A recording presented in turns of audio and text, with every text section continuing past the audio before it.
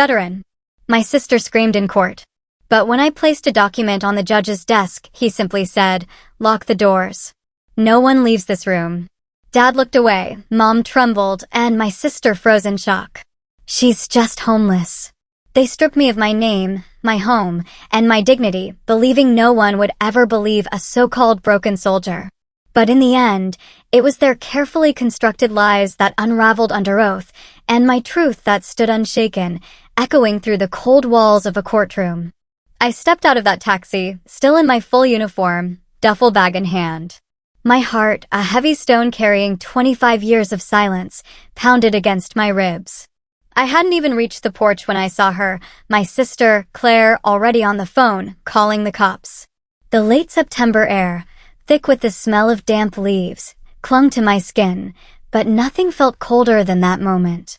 I paused at the iron gate, the one that sealed off the house I'd once called home. A security camera above buzzed, tilting almost as if it recognized me. I waited for the familiar click of the lock, for the sound of welcome. Nothing. The gate didn't budge. I pressed the intercom. A sharp buzz answered, then silence. I tried again. "Claire," I rasped, my voice rusty from years of disuse. "It's me." The front door opened. Claire emerged, sharp in a tailored blazer and crisp slacks, looking every inch the estate's gatekeeper. Her phone was already at her ear. "I'm calling the police," she declared, her eyes narrowing as if I were a complete stranger. "There's someone trying to enter the property. Claims to be family." The shock punched the air right out of my lungs. "Claire, what are you doing? This isn't your home anymore," she snapped. "You've been gone for decades, Naomi. Don't show up here dressed like that expecting something." I tightened my grip on my duffel bag. I just got discharged. I thought. God, I thought I'd see Mom, maybe Dad. She scoffed. "You should have thought of them before disappearing for 25 years. We moved on. You're not in the will. You're not even on the deed." Those words hit harder than any combat report I'd ever filed. "I grew up in this house," I said, my voice barely a whisper. I pointed to the old sycamore scraping against the attic window. "That tree. I broke my arm climbing it. I bled into the carpet you probably replaced." Claire's jaw clenched. "You always made everything about you. You think a uniform earns you the right to just show up and expect a hero's welcome." Suddenly, a police cruiser turned onto the street, agonizingly slow. Blue lights flashed, but no siren. My gut twisted. 2 officers stepped out, one older, the other barely out of the academy. The older one paused, a flicker of recognition in his eyes when he saw me. "Naomi Hale," he asked. "Ma'am, you just got out." "Pentagon Certified Lieutenant Colonel, Cyber Command." I swallowed hard. "This is my parents' house."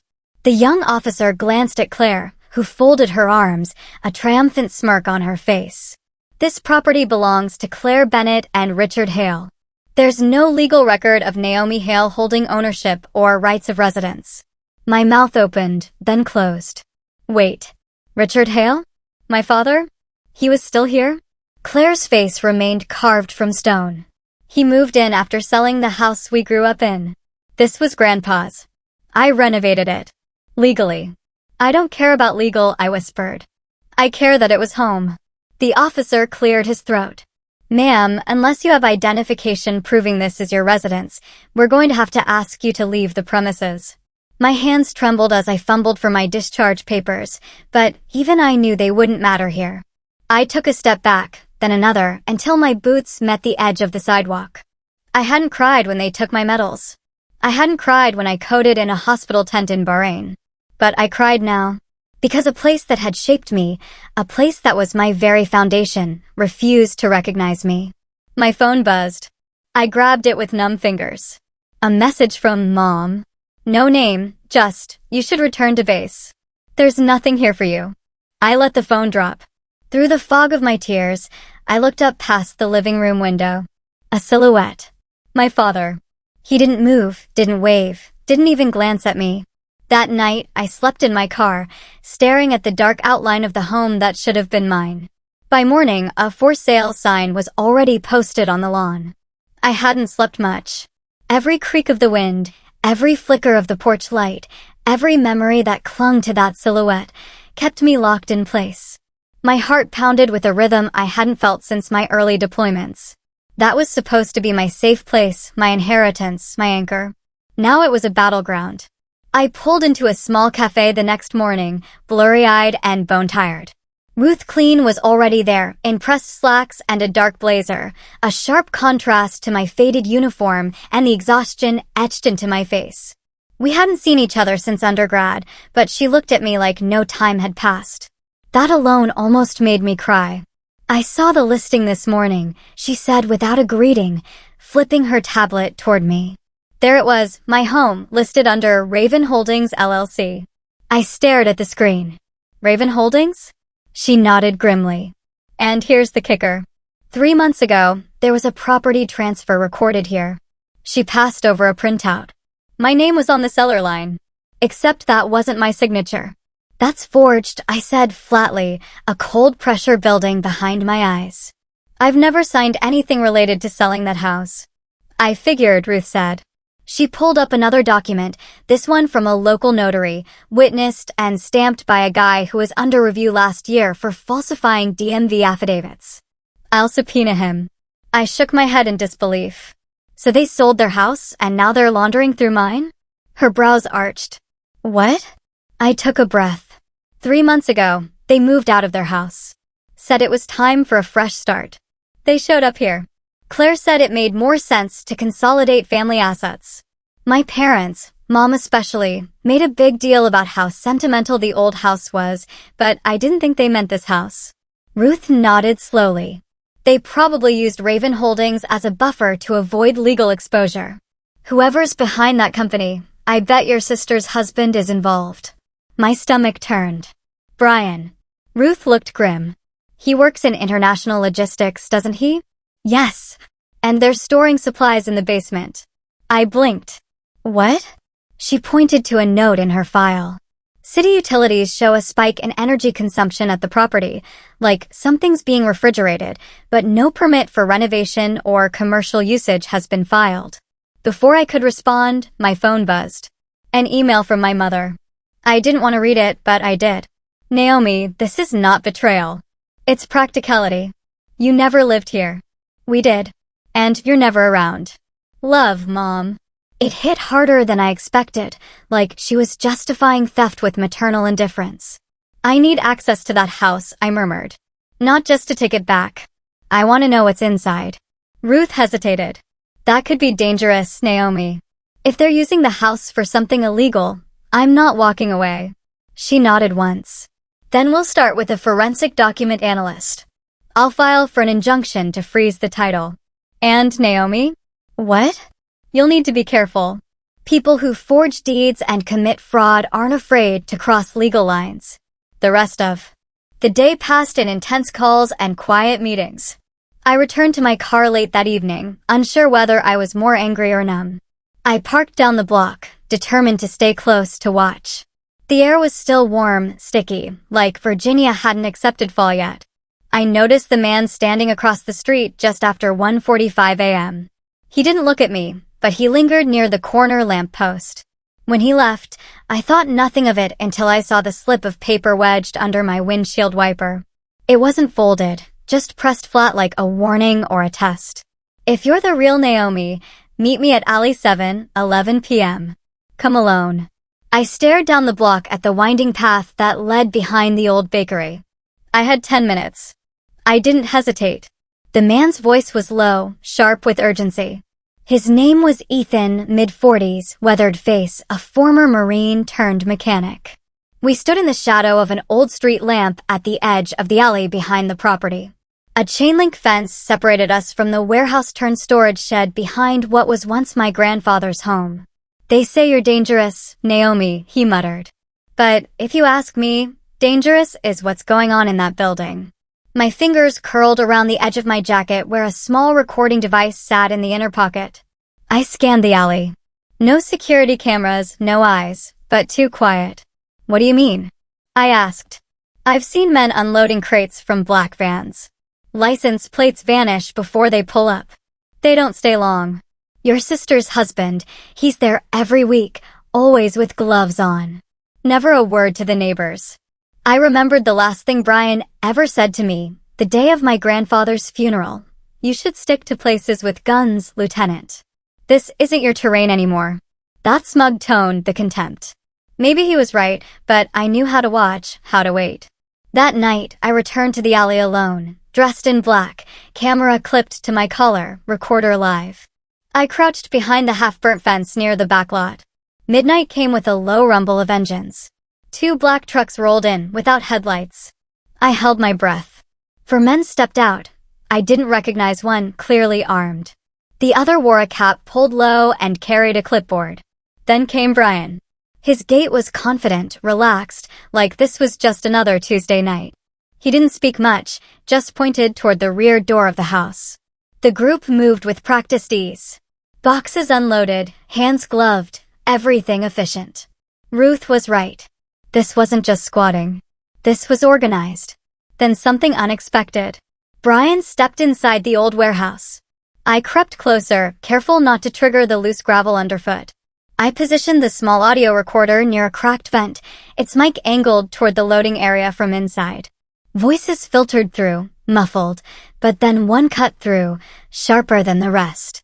If that officer girl finds out, sever the tie. No warning. I froze. The voice was familiar, gravelly, deliberate. My father. My throat tightened. I replayed it in my head just to be sure. That deep Virginia accent, that phrasing. I hadn't heard him speak directly to me in years. And now I heard him planning my erasure. I withdrew slowly, slipping behind the fence, hands shaking. I clutched the recording device like it might burn through my palm. Back in my car, I played the audio again, scrubbed it carefully, listening for every syllable. The voices were vague, except his. That one line. It played over and over in my head. I didn't sleep. At sunrise, I circled the block again and returned to the alley. But when I reached the vent, my recorder was gone. Someone had been there. Someone new. Panic flooded my gut, thick and metallic. My cover was slipping. I needed to move fast before the window slammed shut. I drove to a nearby diner to regroup, heart hammering. I wasn't even halfway through my coffee when my phone buzzed. Unknown number. The message read, "You're playing with fire. I have your military psych report. Want to see what it says about you?" My father met me in a parking lot. He didn't hug me. He didn't even look me in the eye. He just said, "You've changed, and not for the better." The wind picked up before he did. He stood next to his navy blue sedan, crisp jacket zipped all the way to the collar, hat pulled low as if shielding himself from recognition. But it wasn't the rain he feared. It was me. I recognized the distance in his eyes, the stiffness in his posture. He'd practiced this meeting, prepared for it like a business transaction. Cold, clean, efficient. I stopped 2 steps away. "Why are you doing this?" He didn't flinch. "You came back different." I swallowed. I served this country for 25 years. And in those 25 years, you became someone I don't recognize. The sentence hit like a rifle shot. I had imagined this moment 1,000 different ways, him saying he was proud, even quietly acknowledging the work I'd done. I had never imagined indifference. "I want the truth about the house," I said, my voice low but sharp. "You knew what Grandpa left me. You witnessed the signing." He shifted his weight. That document was outdated. Circumstances changed. Enough to forge my name? Enough to hide it under a shell company. I stepped closer. "I have audio." That got him. His jaw tensed, eyes narrowing, but still he wouldn't look directly at me. "I heard your voice. You said if I found out, you'd cut the tie." He finally turned toward me then, his eyes colder than I remembered. "I meant what I said. We've tried to protect the family name. Your return jeopardizes everything we've built. Your sister is part of a respected enterprise. You live in a car because you sold my home." He didn't answer, just glanced toward a black SUV parked across the lot. "I'm not ashamed of what I've done," I said. "But you're of me. That's what this is really about." He stepped back, adjusting his cuffs like brushing off dirt. "You're not one of us anymore." The words didn't echo. They landed and stayed. He turned, walked to the SUV, and the driver stepped out to open the door. I recognized the man immediately. the same one who'd helped unload boxes at the warehouse. Bald head, silver watch, always silent. They drove off without another word. I stood alone in the rain. It started as a drizzle, then turned heavier, soaking through my sleeves, my collar, my soul. There was no reconciliation waiting in this story, just truth. And that was colder than anything I'd faced in uniform. I walked back to my car, chest tight, throat burning with every breath. A silent argument I couldn't win. I didn't cry, but I did find an envelope wedged beneath my windshield wiper. It wasn't official, just a plain manila sleeve sealed with tape. I got in, turned on the cabin light, and opened it with shaking hands. Inside was a photocopy of my grandfather's original will. My name, the property address, all unaltered. The signature dates matched the copy I had stored in an encrypted archive from years ago. No transfer clause, no sale condition. It was airtight. A handwritten note was stapled to the top. I notarized this document that day. I know they falsified it later. Ms. Lewis. I stared at it, heart pounding. Proof. The first crack in their narrative. I scanned it again, then snapped a picture and texted it to Ruth with a single line. This changes everything. I sat in the corner of my temporary rental. Bare mattress, one chair, no curtains, lit only by the blue light of my laptop. Outside, the night wind rattled loose siding. Inside, my stomach churned as I stared at the report Isaac just sent over. I had reached out hours earlier, forwarding the original deed and the scanned will, along with the corporate trail Ruth had begun unearthing. He'd responded almost instantly. I remember Raven Holdings, he wrote. We flagged them as a front company during a 2012 counterintel probe, laundering false, contracting dark money, but we were told to stand down. Case was sealed. Now, the name Brian Keene was staring back at me, listed under Consultant Logistics in the appendix of that same file. I froze. Claire had always insisted Brian saved the family from collapse. He rebuilt Dad's business. Without him, we'd have lost everything. No wonder she protected him so fiercely. But rebuilt with what? Dirty money? I opened the next PDF from Ruth. Transaction records tied to the shell companies leasing the warehouse. She'd traced them to 3 entities, each registered in Nevada under different names, but the money flowed to one destination, Claire's private account. Over $500,000 transferred in the past 18 months. I clenched my jaw and pulled up the leasing contract. Found the name of the property manager. I didn't need to read past the first line. My father's signature, bold and slanted, was right there, land use supervisor. He had signed off on it. So, they were all in it. All 3 of them. I ran a background index on Raven Holdings through the private intel portal Isaac still had access to. The tags were damning. Classified contractor cover, suspected financial funnel, domestic asset misappropriation. Isaac pinged again. You sure you're ready for this? If you move, they'll hit back. I replied without hesitation. I'm not backing off. I'm not just fighting for a house. I'm fighting to expose what they've done and who they're still hurting. I called Ruth. She picked up immediately. I have the contractor names, the bank routing, the signed lease, everything links, and the forgery matches. My signature was copied from a tax return in 2017, notarized by a woman who hasn't been licensed since 2020. I already verified. Ruth was silent a moment. Then we file. Fraud, criminal conspiracy, real estate title tampering, possibly federal racketeering. If the Raven Holdings connection holds, it holds. For the first time since I'd returned, I felt grounded. Not angry, not broken, just focused. They erased me, I said. But now I've found them. On paper, in crime files, in signatures. They forgot to hide. My inbox chimed. A leak. Subject, urgent. She's investigating. It was an internal email sent between 2 Raven Holdings addresses. Someone had forwarded it anonymously. She started connecting the dots. Clean house before the 16th lock down the CLA accounts. The Hale girl is persistent. I read it twice. They knew. They were already trying to erase the trail again. I stood at the gate again, but this time I was in uniform, decorated with honors. And beside me was someone more powerful than metals, my lawyer. Ruth adjusted the strap of her leather case as we waited at the counter inside Fairfax Town Hall. Sunlight poured through the high windows, but the tension between us and the property office clerk was thick as cement. The clerk tapped her keyboard, eyes darting across the screen. "This deed is active," she said, almost too casually. Ruth didn't flinch. "That's precisely why we're here. We're filing a petition for immediate injunction on all transfers based on compelling evidence of forgery and fraud." I slid forward the folder Ruth had prepared, detailed analysis of the signature inconsistencies, the timeline of the false notary, and the suspicious account trails. At the top of the stack sat the verified original deed from my grandfather's will. The woman's eyes widened. She looked at Ruth, then at me. "Lieutenant Colonel Hale," I said softly. "Retired. I grew up in that house." By noon, we had stamped confirmation. The land office had enacted a temporary hold on all transactions related to the property, pending further investigation. It wasn't everything, but it was a start, a line in the sand. The drive to the house felt surreal. This time, we didn't park across the street or lurk in shadows. We pulled straight into the driveway. Claire's Lexus was already there. Brian's truck too.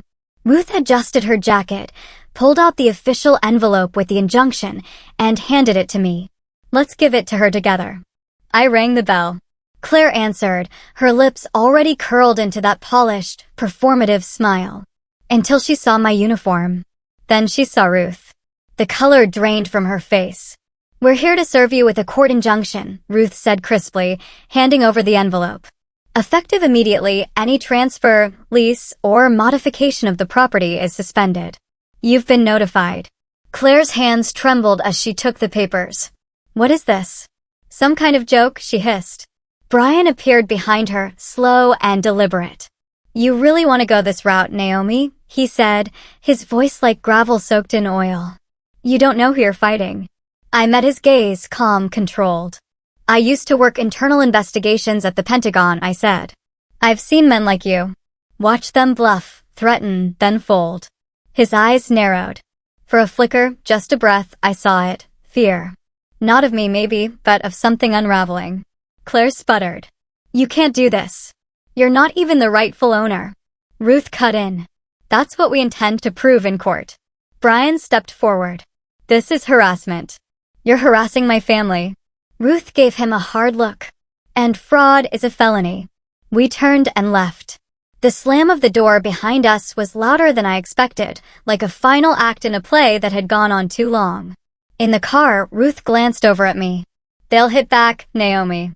The soft hum of my laptop filled the silent apartment as I leaned over a second monitor, my eyes tracing the digital breadcrumbs left behind by people who thought they were smarter than the system. The glow of the screen lit the stacks of documents on my kitchen counter, overlapping in an organized chaos only I could decipher. It was nearing midnight. I hadn't slept properly in days, but sleep didn't matter. Not when I was this close. I clicked into the secure Zoom room. Isaac appeared first, tired eyes, Marine Corps cap, still on despite the hour. Then Kayla popped in. She'd always preferred anonymity, a blurred background, and her voice modulated just enough to avoid AI tracing. "I got your packet," Kayla said without preamble. "Encrypted well, but let's see what the liars left behind." I uploaded a zip file of PDF screenshots and one particularly shady wire transfer receipt. Kayla whistled. "Someone's been busy laundering money." "Follow the IP," I said. "That's all I need." She started parsing headers, running scripts, fingers tapping like a symphony of exposure. Meanwhile, Isaac leaned closer to the camera. "I ran that company name you sent, Mari Tech Solutions. You're not going to like this." He uploaded a redacted report from a Defense Department internal archive. Back in 2016, Maritech bid on a supply contract, camo gear, and radio parts. They submitted forged compliance reports. Case sealed when someone upstairs pulled strings. "Let me guess," I said flatly. "No conviction, no penalty." "Correct. But guess whose name shows up on the board of directors?" He paused for effect. "Brian Eightmore." I stared at the name. All this time, Claire said he was the one who kept the family stable. She never said how. Kayla interrupted. I isolated a digital signature from that financial transfer you sent. The VPN they used isn't clean. Most amateurs assume they're safe, but there's a DNS leak. That IP traces back to a residential modem, Fairfax area, registered to Claire Hale. I felt a chill crawl up my spine. So, they're funneling money from the house. Exactly, Kayla added. And get this. One of the purchase orders routed through Mariteca's system matches a lot number tied to a surveillance drone batch we flagged years ago during your deployment. You were still in the Gulf then, right? My mind flashed back. That case never resolved. Half the gear vanished after audit. Someone covered it. Now, it felt like the ghosts of my past were reaching through the timeline, converging right here, right now. I want a chain of evidence, I said. Every login, every IP, every transaction they touched. This isn't just fraud. It's military misappropriation. Isaac nodded. I'll pull DoD procurement cross-references. This could trigger federal review if it hits the right ears. Kayla's screen flickered. Her face sharpened with tension. Naomi, she said carefully. Your inbox was accessed at 8:42 p.m. from an unfamiliar device. I froze. Are you saying I've been hacked? I'm saying someone's trying to cover their tracks and you just lit up their radar. The letter came in a plain envelope, a cease and desist. But I had already mailed my report to the office of the Inspector General. It was thin, too thin to contain the weight of the guilt they carried, but it screamed desperation. The envelope sat on my kitchen table next to a steaming mug of black coffee, its neatly typed return address sterile and smug. Raven Holdings Legal Affairs. I didn't even bother opening it. Instead, I turned back to the envelope I had dropped off yesterday morning, priority mail, certified, signed upon delivery. Inside were copies of bank transfers, falsified deeds, metadata chains, audio transcripts, and a sworn affidavit detailing how my identity had been used to secure access to restricted contracts. Each page was numbered, watermarked, and bound together by the one thing none of them had counted on, a soldier who knew how to build a case from the ground up. The Office of the Inspector General for the Department of Defense didn't move quickly, but when it moved, it thundered. Later that evening, I received the automated reply, "Your report has been received and assigned a preliminary review officer. Follow-up will be communicated via a secure channel." I read the line 3 times, letting it settle into the marrow of my bones. No longer whispers and shadows. No longer secrets between family members. This was now federal. Ruth called as I finished scanning the reply. They'll want a full comparison of Claire's known income versus incoming wires. Can you get that from Kayla? I already asked her, I said. She's pulling last year's IRS statements and cross-referencing them with flagged transfers from shell companies. We'll need a subpoena eventually. Let me worry about that, Ruth replied. Just make sure nothing happens to you in the meantime. I smiled grimly. They'd have to try harder than an envelope. But elsewhere, someone was unraveling. I didn't hear it firsthand, but I later found out from Ruth, who heard it from a courthouse clerk who had lunch with someone at the zoning office. Claire had lost it. Apparently, she found out about the federal submission within hours. Whether it was the bank's compliance alert or a panicked call from Brian, she knew I'd gone over their heads, and she didn't take it well. By noon, Claire had shown up at Ruth's office, unannounced, uninvited, and unhinged. You think this is going to help her? She'd hissed. She's going to drag us all down, including her own father. Ruth remained calm, professional. She handed her a copy of the cease and desist letter I had received and said quietly, "You might want to advise your counsel that intimidation of a federal whistleblower is a felony." Claire stormed out, but not before throwing one final threat over her shoulder. This isn't over. No, I thought, sitting in my apartment, watching the rain beat against the window. It wasn't over. It was just beginning. That night, Ruth came over with 2 folders, bank summaries from Claire and Brian. The figures were staggering. Claire's declared salary as a nonprofit coordinator didn't come close to matching the deposits. And Brian, there were 3 transfers from a shell account linked to Maritech Solutions, all deposited the same week the forged deed was processed. I stared at the numbers, shaking my head. They moved fast, I said. They had a timeline. This wasn't desperation. It was coordinated. They underestimated you, Ruth said. I looked at her, calm but resolute. They always have. The phone buzzed. A voicemail from an unknown number. I played it on speaker. It was Claire. Her voice shaky, uneven. Naomi, please. Let's meet. Just talk. This doesn't have to go further. We're still family. I ended the message before it finished. I'm not here to talk, I told Ruth. I'm here to shut them down. The elevator hummed as it climbed toward the 7th floor of the U.S. Attorney's office in Arlington.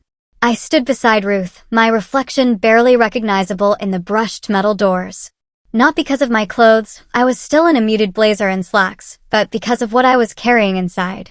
For once, it wasn't a uniform or a badge. It was knowledge, leverage, evidence. We were led to a glass-walled conference room by a stone-faced paralegal. Inside, the federal prosecutor was already waiting, Matthew Cruz, Assistant U.S. Attorney for Northern Virginia. His handshake was firm, but not performative. His eyes didn't flinch when Ruth set down the bulging folder of documents. Miss Hale, he began, thank you for coming. We've reviewed the materials submitted to the Office of the Inspector General. We believe a formal criminal inquiry is warranted. Hearing it aloud gave the whole thing new weight. The forged deeds, the bank transfers, the surveillance footage, and most damning of all, the fraudulent contracts tied to Raven Holdings and Mari Tech, both traced back to Claire and Brian. I spoke carefully, controlling my breathing like I had in hundreds of interrogations before. They used my discharge credentials to gain access to federal bidding processes. They used my grandfather's house as a discreet waypoint. They never imagined someone would come back to check. Ruth added, we also have preliminary confirmation that Mr. Hale, Naomi's father, served as a proxy on property transfers to mask conflict of interest that may qualify as conspiracy to defraud. Cruz opened a leather binder. Based on what we've received, we're issuing federal subpoenas for Brian Whitmore, Claire Hale, and William Hale. They will be compelled to testify in a closed preliminary hearing 2 weeks from today. I leaned forward. I want to be anonymous until then. No public disclosures, no leaks to media or local authorities. They've already tried to intimidate me. We'll flag your testimony under protective status, Cruz said, but be advised, once formal charges are filed, anonymity isn't guaranteed. That's fine, I said. By then, I want to be the one speaking out loud. Outside the window, I could see the Potomac, placid and gray. The calm before the current shifted. That afternoon, I waited with Ruth in the lobby of Claire's nonprofit foundation. The subpoena was to be delivered in person. She didn't. No, we were watching from across the atrium. Claire walked in, high heels clicking, a too bright smile for the receptionist. It took less than a minute. A U.S. Marshal stepped forward, handed her the envelope, and spoke the words we'd waited weeks to hear. You are being summoned under federal subpoena for alleged participation in conspiracy and fraud. The receptionist gasped. Phones froze in mid-scroll. Claire's smile shattered. Her hand trembled as she took the envelope. She turned, eyes scanning the lobby, and for a moment, I thought she saw me, but she didn't. I was behind mirrored glass, watching the empire she built on silence begin to crumble. Later that night, Ruth and I stepped out of the federal building after finalizing the paperwork. The air smelled like the first hint of spring, wet concrete, pollen, tension. I've rarely seen a case turn this fast, Ruth murmured. They know they're exposed. Good, I said. They should be afraid. As we reached the parking garage, I slowed. A black sedan sat idling across the street. Windows tinted, engine running. No license plate visible from this angle. Just long enough to be watching. Just long enough to make sure I noticed. The courtroom was cold, white lights overhead, pale walls, steel benches that hummed when I shifted. I stood behind the witness table, right hand raised, the oath catching in my throat like sandpaper. I didn't shake, but I remembered the day my grandfather handed me the keys to the house. The day I came home to find my name erased. The night I heard my father's voice, masked in shadows, plodding behind my back. Now I stood here, not as the daughter who had been disowned, but as a decorated officer, a cybersecurity analyst with clearance history, and most importantly, a plaintiff backed by federal prosecution. The prosecutor began. Miss Hale, Please describe what was done to your property. I met his eyes, then shifted toward the bench. They forged my signature on a deed transferring ancestral property. They altered bank records, funneled money through offshore accounts disguised as nonprofit funds, and they used my military discharge credentials to apply for federal contracts they had no legal access to. He nodded. Did you consent to any of this, ma'am? No, the evidence came in waves. A photograph of the deed with the falsified signature. A screen capture of the IP logs Kayla had tracked to Claire's home network. Audio files with my father's voice, subdued but distinct, arranging late-night deliveries to the warehouse behind my house. And then came the financial documents, bank transfers from Raven Holdings to shell corporations in Claire's name. Another to Brian's Mari Tech Solutions. Amounts too large for helping the family. Claire sat stone still, face pale beneath her mascara. Brian leaned forward, jaw clenched, whispering urgently to his lawyer. My father didn't even blink. The defense tried. Brian's attorney objected to the admissibility of surveillance footage, not obtained through legal means. Ruth stepped in with a declaration signed by our digital expert, data chain of custody intact, no tampering, time-stamped. Claire's lawyer tried to spin the narrative. My client acted under the impression that Naomi had relinquished claim to the house. This was a familial misunderstanding. I leaned into the microphone. A misunderstanding doesn't involve stolen credentials, falsified signatures, and use of federal infrastructure for illegal bidding. The final nail came when the prosecutor held up a physical copy of the procurement contract, complete with my old clearance codes and Brian's name on the submission. He looked like he might bolt. Then the prosecutor turned to my father. Mr. Hale, can you explain the source of the $320,000 you transferred to Mari Tech Solutions? Silence. He looked toward the floor, then toward Claire, then finally toward me. But I wasn't his daughter now. I was a federal witness with everything to lose and nothing left to protect. The prosecutor's voice was calm. In your opinion, Ms. Hale, does this constitute a deliberate conspiracy? Yes, I said.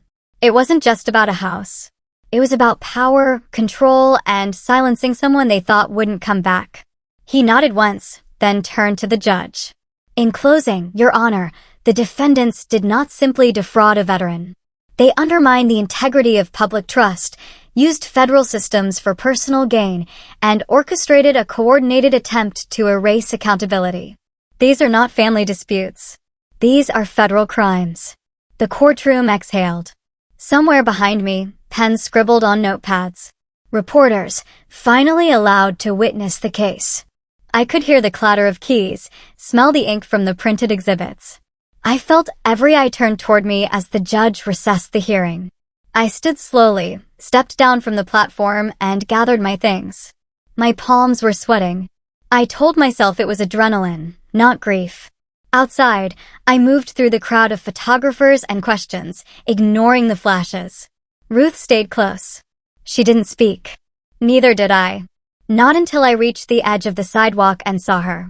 My mother, standing under a tree, hands clasped together like in prayer. Her mouth trembled, but no words came. Her eyes were red. She hadn't said a thing in years. Not one letter, not one call. But now she was here, and I, who had faced war zones and courts alike, found my hand trembling. For the first time in years, every seat in the courtroom was filled. Not to watch me fail, but to hear the truth. The federal courthouse in Alexandria had never looked so full. Rows upon rows of observers sat in tense silence, some in suits, some in uniform, and others with faces lined by years that mirrored mine. C-SPAN cameras were discreetly tucked in corners. I could feel every lens on me as I stepped to the front. I wore my uniform, not just because I had earned it, but because it was the only armor I had left. My ribbons were real. My service was real. And today, I'd let that truth speak louder than any forged deed or whispered lie. Ms. Hale, the prosecutor began. You may proceed with your full testimony for the court. I took a breath that felt like peeling off rusted chains. My name is Naomi Hale. I served over 20 years in the Department of Defense's Cybersecurity Task Force. I held top-level clearance. I came home with honor, expecting only silence. Instead, I was erased. A murmur swept through the benches. My name was removed from my family's will, from their home, from their story. They forged signatures, laundered money, used my identity to access military contracts. They did it under my father's approval. They did it while calling me unstable, dangerous, irrelevant. Gasps now. The prosecutor played the audio file. Claire's voice crackled through the speakers. She's just an unemployed soldier clinging to medals that don't matter anymore. No one moved. One veteran near the back, a man in a faded navy jacket, shook his head slowly. Another, seated beside him, reached for her cane, jaw clenched. I turned to the judge, but I was speaking to everyone. We don't wear these uniforms for medals. We wear them because we believe in something larger than ourselves. I did not serve to return home and be treated like a threat. Or a burden. Or a lie. Someone clapped, just once. But then others joined. Not everyone, not the ones in tailored blazers who probably golfed with people like Brian, but enough. Enough to know I wasn't alone anymore. The judge lifted his hand.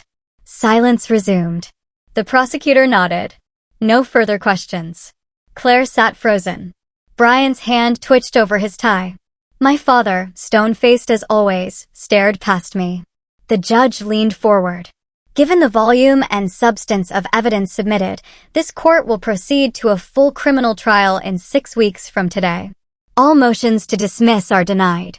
All current restraining orders and property freezes remain in effect. I exhaled, just slightly.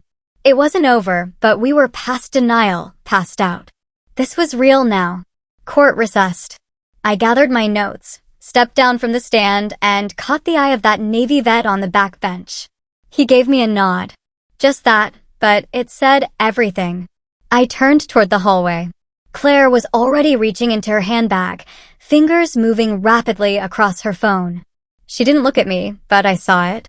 She opened her photo app, scrolled through pictures of family dinners, holidays, smiling portraits from years past. She tapped one folder, then another. Claire quietly pulled out her phone and deleted every photo of Naomi from the family's social media account. They tried to destroy every trace of me, but I had archived everything. Even their crimes. I sat cross-legged on the floor of my apartment, the soft hum of my encrypted laptop filling the silence. The external drive rested beside me like a time bomb, one they'd forgotten I even owned. My fingers trembled slightly as I plugged it in. Not from fear, from restraint. File directory loaded. The first folder was dated 7 years ago, labeled Legacy. Inside were scans of contracts, correspondence, grainy surveillance stills from years past. They'd once been my insurance policy. Now they were a loaded gun. Claire must have assumed she had deleted everything. She always had a knack for arrogance, but she hadn't counted on me backing up every drive I ever used. She hadn't counted on military-grade recovery software, and she sure as hell hadn't counted on me coming back with a legal team. I pinged Kayla with a file batch, encrypted, timestamped. Within seconds, she responded. Got it. Matching metadata confirms creation from Claire's home IP. This is gold. Next, I called Ruth. I'm coming in, I said. And I'm not alone. I'm bringing ghosts. She didn't ask questions. Ruth never did when my voice sounded like that. At the firm's downtown office, Ruth waited in the boardroom, sleeves rolled and eyes sharp. I slid the drive across the table like a chess piece. Contracts processed through shell vendors, I said, opening the file. All routed through Maritech and Raven Holdings. Look, this one's a falsified procurement agreement for drone parts. Same model we used to inspect in Kuwait. Ruth's brows furrowed. You're telling me they reused defense documents to mask fake orders? Not just reused, modified, then ran payment cycles through dummy vendors using addresses that match my father's commercial listings from the 90s. They resurrected his old businesses on paper. Claire managed the routing. Brian did the laundering. My name was used to legitimize it. She opened her laptop and uploaded the files into our official court submission. I'll add these to the affidavit. The court will want a certified backup. No problem, I said, pulling out a second drive. I have 3. A notification pinged. Kayla again. FYI, Brian tried to scrub his metadata trail 2 days ago, but he didn't know we had the backup from your last OS scan. He's cooked. I forwarded the message to Ruth, who let out a dry chuckle. Claire and Brian thought deleting files would save them. They underestimated a woman trained to extract secrets from nation-states. I watched her file the documents into the federal repository one by one. Every forged receipt, every IP record, every manipulated digital signature was now admissible. But the moment that made me freeze wasn't technical. It was personal. One folder, deep inside the archive, untouched, titled Hale Family Originals. My heart skipped. I clicked. Among receipts and email logs, a video loaded, grainy but clear. It was my grandfather in his study the day he signed the original will. His voice unshaken. This house goes to Naomi. She's the one who never left. Not in spirit. I trust her to keep it safe. The document was visible on the desk, unaltered, signed, dated. The same one I had shown Ruth weeks ago, but now with a recorded confirmation. We both stared at the screen. "That's your hammer," Ruth whispered. I nodded. Time to swing. Just then, my phone buzzed. An anonymous number. I almost ignored it. Then I saw the subject line, internal email. Forwarded copy. I opened it. From undisclosed Ravenka Net. To redacted. Subject, urgent message. The body read, "If Naomi opens her mouth, we don't just lose assets, we lose our freedom. We need to move fast before the hearing date changes." I passed the phone to Ruth. "They're panicking," she said, reading. "Let them," I replied. Her phone buzzed next. She answered and listened in silence, eyes narrowing. "Understood. We'll prepare accordingly." She hung up, looked me dead in the eyes. That was the federal prosecutor's office. Based on this new evidence and risk of flight, they're pushing the trial forward. I leaned back in the chair, adrenaline humming through my limbs. It was happening. The timeline was collapsing in our favor. The cliff edge we'd been dancing along had just shifted beneath their feet. And this time, I wasn't the one about to fall. They had their secrets, their manipulation, and each other. But I had something more dangerous, the truth under oath. Brian Hale walked out of the Raven Holdings headquarters for the last time under a swarm of flashing cameras. The press release had gone out just minutes before. Due to pending federal investigation, Brian Hale has been placed on indefinite leave pending internal review. The company had cut him loose the second the indictment list leaked to media contacts. No one wanted their name tied to federal conspiracy. At the same time, Claire Hale was across town in a lawyer's office that smelled like old mahogany and desperation. She was alone. Her posture wasn't sharp anymore. Her voice cracked as she tried to frame her statement. "I was manipulated by my husband and father," she told the assistant district attorney. "I didn't know the details. I was following family orders. It was a gamble and a cheap one. But desperation makes people throw each other under the bus faster than the ink dries on a subpoena." Back at Ruth's office, I watched footage unfold on the news. Brian's stoic face surrounded by bodyguards. Claire ducking under her coat at the courthouse steps. But the one that made me pause was the image of my father. He was standing inside what used to be the family home, his hands trembling as he shouted into a phone. The video, taken by a local reporter, captured him slamming his fist against a glass coffee table, shattering it into jagged pieces. The clip played over and over. "Family patriarch loses composure amid scandal," the Chiron read. "Public narratives turning," Ruth said, not looking up from the stack of documents. "I know," I murmured. "They're unraveling faster than I expected." My phone buzzed. A courier message. I opened the envelope and found a handwritten letter. The stationery was delicate, slightly yellowed at the edges. The handwriting was careful and old-fashioned. "Naomi, I've watched from the sidelines far too long.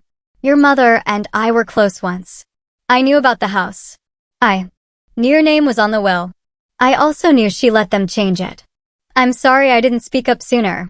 Margaret Lewis." Margaret had been a friend of my mother's, one of those women who hosted brunches, who always asked how I was doing but never really listened. And yet, now here she was, reaching across years of silence to say, "I knew," and I stayed quiet, and I regret it. I folded the letter slowly. Truth has a strange way of surfacing, I said, placing it beside the growing pile of evidence. That evening, the federal courthouse held another closed session. This time, the judge was ready. The court finds sufficient cause to freeze the financial assets of Claire Hale, Brian Hale, and William Hale, she announced. Effective immediately, these accounts will be placed under investigative seal and subject to audit. The moment was sterile, procedural, and devastating. Everything they had built by fraud was now under scrutiny. Their liquidity evaporated in minutes. Homes, cars, stocks, college funds gone. The empire built on my silence was collapsing, brick by forged brick. I stood outside the courthouse steps as the wind picked up. The sky was bruised with the color of approaching night. Reporters crowded near the gates. Some called my name, but I ignored them. Then my phone rang. It was a number I hadn't seen in years. Naomi? The voice shaky, unsure, familiar. My mother. She said nothing else, just my name. And in that brief silence, I could hear everything she didn't say, regret, fear, maybe even guilt. I held the phone to my ear and didn't speak. Let her sit in it. Let her feel for the first time what it was like to be alone on the other end. He begged me outside the courtroom. Please, Naomi, don't ruin us. I looked him in the eyes and said, you did that on your own. It was late afternoon. The light stretched long shadows across the courthouse steps. I'd just finished reviewing the final briefing with Ruth when I saw him standing near the marble column by the hallway. Not in a suit, but in his old wool coat. His tie was crooked. His face was pale. He looked smaller than I remembered. I didn't slow my steps until I was nearly past him, but then he spoke, low and hoarse. Naomi. I turned. Mr. Hale, I said flatly. His face crumpled at the title. Don't do that. I'm your father. You lost the right to that word the day you erased me from everything, I said. He stepped closer. I didn't know it would go this far. You didn't care, I corrected. That's what you mean. I made mistakes, he said, hands open, pleading. We were trying to protect the family by forging documents, stealing my house, laundering money through a company that used my clearance. That's protection. He looked away, jaw tight. I was scared. No, you were proud, I said. You couldn't stand that your daughter came back in uniform instead of a dress, holding medals instead of wedding invitations. His eyes flickered. That's not fair. No, I said quietly. What wasn't fair was you not coming to my retirement ceremony. Remember that? When I called and invited you. He stayed silent. You said, and I quote, that's not something to brag about.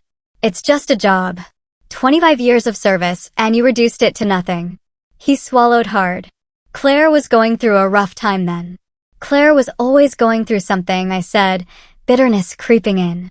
And you always had time for her, for Brian, but never for me. He didn't argue. Instead, he lowered his voice. You've already humiliated us. The indictments, the hearings, the news coverage. Please, Naomi, don't let it go further. I laughed, short and sharp. You think this is about humiliation? It'll destroy our name, he whispered. Our name? I echoed. You erased my name from the will, from the family records, from everything. I panicked, he said. I let Claire talk me into things. You signed? You knew. He didn't answer. After a moment, he reached out his hand, trembling as it hovered near mine. I know I failed, but I'm still your father. I stared at that hand. For a second, I saw the man who once held mine on the walk to school, who once helped fix my bike chain. But then I remembered the empty seat at my officer commissioning, the silence after my deployments, the house I came home to only to be thrown out like a stranger. I didn't take his hand. Behind him, I saw her, my mother, standing near the edge of the colonnade. She hadn't approached, but she watched, her arms folded tight across her chest, her eyes rimmed red. I don't hate you, I told him. But I can't forgive you on behalf of justice. He flinched. And justice, I said, is coming whether you ask for mercy or not. He turned away then, shoulders hunched. I walked past him without looking back. As I reached the bottom of the steps, I felt someone beside me. My mother. She didn't meet my eyes, but her voice broke the silence. If I had made different choices, maybe it wouldn't hurt this much. I looked at her for a long second, then kept walking. The courtroom was quieter than I expected. For all the weeks of hearings, motions, and cross-examinations, today felt still, final. There was no shouting, no dramatics, just the gavel, the judge's even tone, and the weight of consequences being carved into history. I sat beside Ruth, our shoulders barely touching. Across the aisle were Claire, Brian, and my father, lined up in a row like defendants in a photo I never imagined I'd see. Claire's face was pale, jaw locked. Brian's eyes flicked around nervously. My father looked old, not from age, but from erosion. The slow crumbling of arrogance under truth. The judge's voice echoed. Claire Hale, 6 years in federal custody. Brian Whitmore, 8 years. William Hale, 10 years with no parole. A sharp intake of breath rippled through the courtroom. Then silence again. No cheers, no applause. I didn't smile. I just nodded once to Ruth, who closed her folder and placed a hand gently over mine. It wasn't victory I felt. It was completion. Outside, the press swarmed, but the first people I saw were the veterans, men and women in faded uniforms, some leaning on canes or wheelchairs, others with ribbons pinned proudly to worn jackets. One of them, a man with a prosthetic leg and soft, steady eyes, stepped forward and extended his hand. "Colonel Hale," he said. I shook it. "We're not forgotten," I told him. He nodded. "Not while people like you are still standing." Flashes from the cameras lit up my peripheral vision. A reporter shouted, "Do you hate them now?" After all this, I looked toward the sky for a moment. The sun had broken through the morning fog. Warmth touched my face. "I don't carry hate," I said. "I carry clarity." I walked down the steps slowly, Ruth beside me. Isaac was waiting by the car and Kayla sent a thumbs up from across the lot. They were more than allies. They were the family I chose. I didn't return to the house. I didn't need it anymore. What I wanted was never brick and wood. It was the right to belong to my own story. Weeks later, I stood inside the Defense Service Library, staring at the wall of dedication. It was made of dark granite, etched with names of those who had contributed to national security in extraordinary ways. I had walked past it once as a young cadet, whispering promises under my breath. Back then, it felt like a monument for others, untouchable. But now, there it was. Colonel Naomi Hale, Cyber Command, OG, 2020 to 2023. Valor, service, integrity. No family portrait ever meant as much. No inheritance ever compared. As I stood there, my reflection blurry in the polished stone, I felt tears sting my eyes. But I didn't cry. I stood tall. They stripped her of her name, her home, and her dignity, believing no one would ever believe a so-called broken soldier. But in the end, it was their lies that unraveled under oath and her truth that stood unshaken. Justice doesn't arrive in noise or vengeance. It arrives in the quiet courage of someone who refuses to stay erased.